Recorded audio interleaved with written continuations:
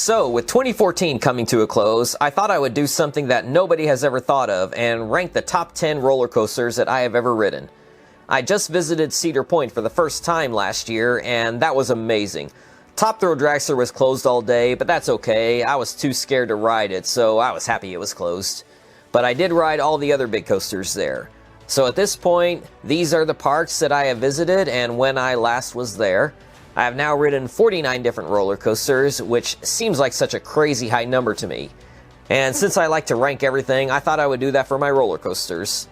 Starting off the list with number 10, which is Maverick at Cedar Point. Even though this one isn't very tall, it somehow goes so fast and it even picks up speed in the middle.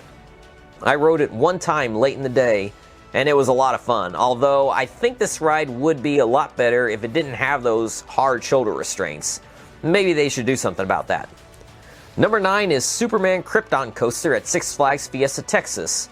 This is my favorite ride at the park, and it scared me so much when I rode it in 2008. That giant loop was so intimidating, and I love how it uses that weird cliff thing. This is easily the best ride in the park to this day. Don't be fooled by that awful Rattler ride on the other side of the park. That one is huge, but it has got to be the worst roller coaster ever. I hated that one. They need to do something to fix that. But I love Superman. It actually removes the floor for the ride, which is also true of the next one on my list, at number 8, which is Kraken at SeaWorld Orlando. This one flips you upside down 7 times, so you know it's one of the best roller coasters in the world. It goes so fast and goes through trenches. I really like the Kraken head towards the end of the ride, which is really cool to walk up on before getting in line. After the ride, there is that cave with the Kraken's eggs as well. I hope they never remove those great theming elements. Certainly they won't ever remove them. I mean, that would make no sense at all to remove them and not replace them with anything, so yeah, that'll never happen. Number 7 is Ultra Twister at Astroworld in Houston. I'm sad that this ride and the park are no longer there. I rode this with my cousin in 2002, and I thought it was the coolest thing ever. It was so unique and interesting. You go forwards and backwards, doing barrel rolls in both directions.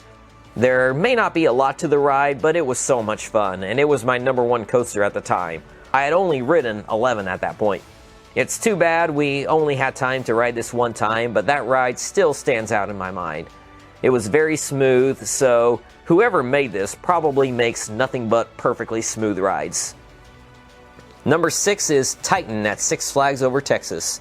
This ride is so tall and so fast, so you know it's one of the best roller coasters ever. I always feel so nervous riding this. Those circles in the first half make me lose my vision completely, and then there's another circle in the second half which makes me lose my vision again. And I love how smooth it rides. And I have been able to ride this a lot on my 3 different visits. Number 5 is Manta at SeaWorld Orlando. On my 2011 visit, my mom and I were so scared to ride this. It looked like way too much. But towards the end of our last day, my mom went for it, and she came off telling me that it was awesome and that I needed to try it. So I went for it, and I totally loved it as well. You ride on your belly, and I was afraid it had those hard shoulder restraints that can cause headbanging, but this one didn't. It has those vest things which prevent any chance of headbanging. I was also afraid that it would be uncomfortable riding on your belly, but it actually wasn't. It was comfortable, and the ride was smooth, and it was one of the coolest experiences. I then wished I had ridden it earlier because I wanted more than just that one ride, but I am planning to go back to the park in 2015 and ride it a lot more. Number 4 is Mr. Freeze at Six Flags Over Texas. I was surprised that I ended up liking this more than Titan. This was my number 1 coaster for 8 years, from 2003 to 2011. I love how it shoots you forward, and after doing some things, you then go straight up 200 feet, then you fall back down, getting to do the whole thing backwards. I heard they turned the trains around a couple years ago, so you now start backwards and then do it forwards, which sounds cool. I'll need to go back and try that someday, but one thing is for sure, I won't go near that horrible Texas Giant ride ever again. That thing is so terrible, maybe even worse than Rattler. Those Six Flags parks need to do something with those 2 awful wooden coasters. If anyone is able to do something to make those into good rides, that person or persons will deserve to be honored and revered to the end of time. But my number 3 is an actual good wooden coaster. It is Prowler at Worlds of Fun in Kansas City. I visited this park in 2011 and I thought for sure that the giant 200-footer Mamba would be the best in the park. But after riding everything else, I finally got on Prowler in the afternoon and it blew my mind. I couldn't believe that a ride less than half the height of Mamba could be so much better. This is the first ride to make me realize that height and speed aren't everything. Plus, I love how it goes off into the woods, cutting through all the trees, as no other ride at this park does anything like that. It feels faster than it actually is. It's only a little rough, not bad at all. I like that feeling of coming out of my seat. I don't know what that would be called. There's probably not a term for it, but it's like spending time in the air. But Prowler is a very aggressive ride with rapid changes in what it's doing. I was so blown away that I just kept going back for more rides. And I got 15 rides that day. I could have kept going. It instantly became my number 1 out of 30 at the time. But 2 coasters topped it earlier this year. Number 2 is Gatekeeper at Cedar Point. This is such a cool ride. You actually ride on the outside of the track, so there's no track above you, no track below you. I had never heard of such a concept before until I walked up on the ride on my day there. Unfortunately, it kept breaking down, as did so many other of the good rides.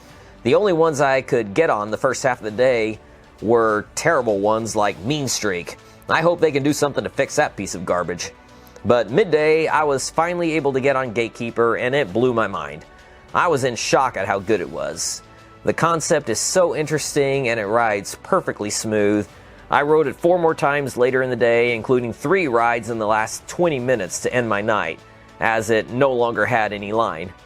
This is such a great ride, and I know it's only 2 years old. More people need to get here and ride this, as I'm sure that every coaster enthusiast will find this to be one of the greatest things ever. It was my new number 1, just barely over Prowler, but it only held that spot for 3 hours. My number 1 coaster is Millennium Force at Cedar Point. What else could it be? Everyone has heard of this, and everyone knows that it's easily the best coaster of all time. It's so tall and so fast, but it's also interesting with what it does, and unlike Titan, it keeps going fast the entire time with no stopping in the middle. You get amazing views as well. It kept breaking down earlier in my day, but I was able to ride it 3 times in the evening, and all 3 rides were so amazing. I was so nervous every time, and that adrenaline rush was incredible. The train was always buzzing at the end of the ride as everybody cheered loudly. It's my new number 1, and I'm sure that nothing will ever top it.